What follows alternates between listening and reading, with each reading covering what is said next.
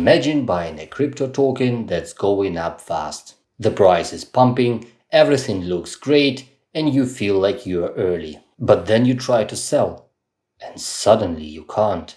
Sometimes there's no clear warning or error, and sometimes the transaction just fails or reverts. Your money feels stuck. That's what a honeypot scam looks like. And today, I'll explain what that is in clear and simple terms. The term honeypot actually comes from cybersecurity, not crypto. Long before crypto existed, honeypots were used as defensive tools to lure attackers into monitored systems. In crypto, the idea is reverted and weaponized. Something that looks attractive on the surface, that you can easily enter, but is designed to trap you financially. In one of my previous videos, we talked about rug pulls, where developers remove liquidity and disappear with the money. I've also covered pump and dump schemes and airdrop scams, where hype is used to trick people into bad decisions. A honeypot scam is different. In simple terms, it is a token that lets you buy normally but blocks or heavily punishes selling. Your wallet isn't hacked and nothing is broken. The smart contract was designed so that exiting the trade is either impossible or extremely costly, usually for non-privileged or non-whitelisted buyers. Here's how this usually works behind the scenes. The scammer deploys token smart contract that contains intentionally hidden or non-obvious selling restrictions. After that, they add liquidity to a decentralized exchange and start promoting the token. When people begin buying, everything looks normal. Transactions go through, the chart moves up, and nothing feels suspicious. The problem appears when regular buyers try to sell. At that point, the contract might block the transaction entirely or apply an extreme sell tax, often between 30 to 90%, or cause the transaction to fail in a way that is not immediately obvious. At the same time, certain wallets are usually exempt from these rules. Sometimes it's the creator, sometimes it's whitelisted addresses, and sometimes it's wallets flagged through internal logic.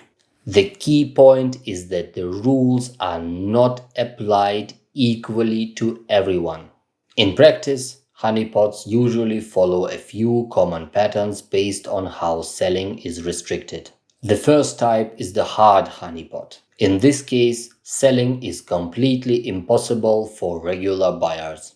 Only a small set of privileged wallets can sell, if any at all. These scams are easier to detect and usually don't last long once people realize what's happening. The second and often more dangerous type is conditional or soft honeypot. Here, selling technically works, but only under specific conditions. Sometimes only whitelisted wallets can sell. Sometimes selling is limited to very small amounts. In other cases, early buyers can sell, but later buyers can't, or the sell tax suddenly increases after the launch. This is why you may see a few wallets escape while most holders remain trapped. Many honeypots fall into this category, and this is why they sometimes pass automated scanners. Scanners can catch obvious red flags like permanently blocked sells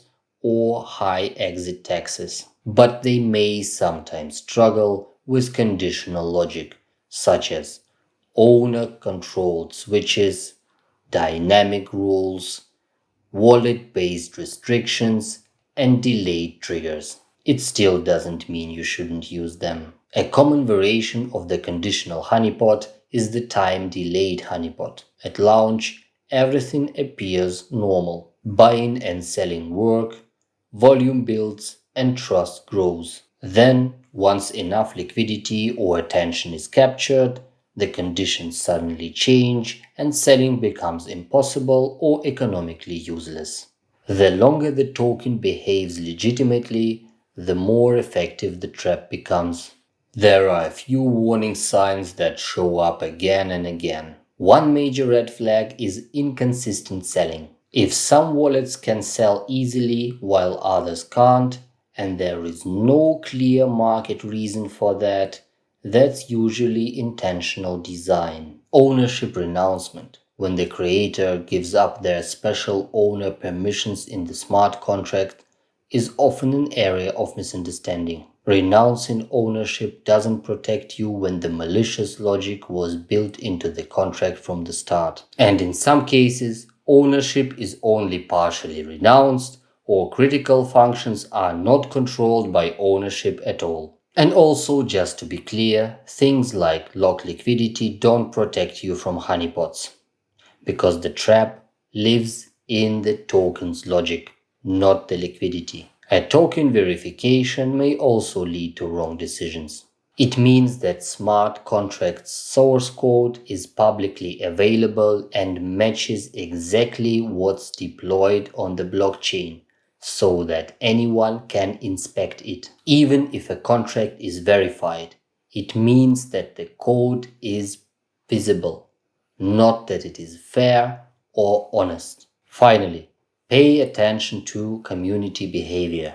Perfectly timed buys, identical transaction sizes, and non-stop hype are often signs of scripted activity. While none of these are proof on their own, taken together they are strong warning signals. Real traders usually don't behave in perfectly synchronized ways. As with most scams, honeypots work because of emotions.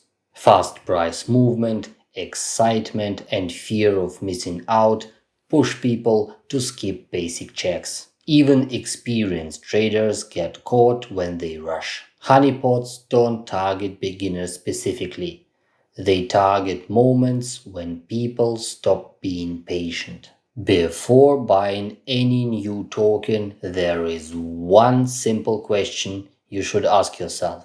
Can anyone change anything that affects selling?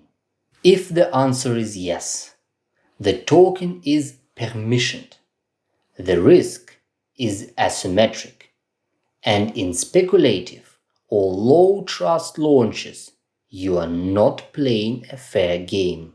Permissioned means someone has special control that other regular users don't. That control can include changing rules, enforcing conditions, and deciding who can exit. And the risk is asymmetric because you take all or most of the downside, while someone else keeps the power and the exit. In many videos, people recommend to test selling with a small amount first.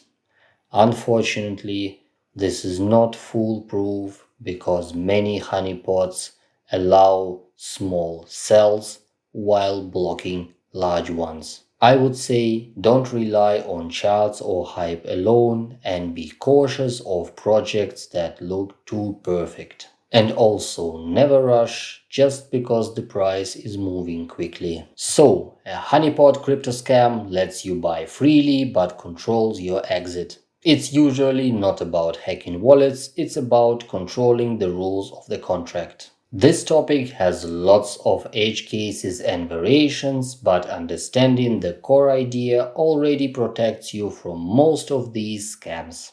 If you want more explanations like this, and if you want to understand how scams actually work on the blockchain, subscribe.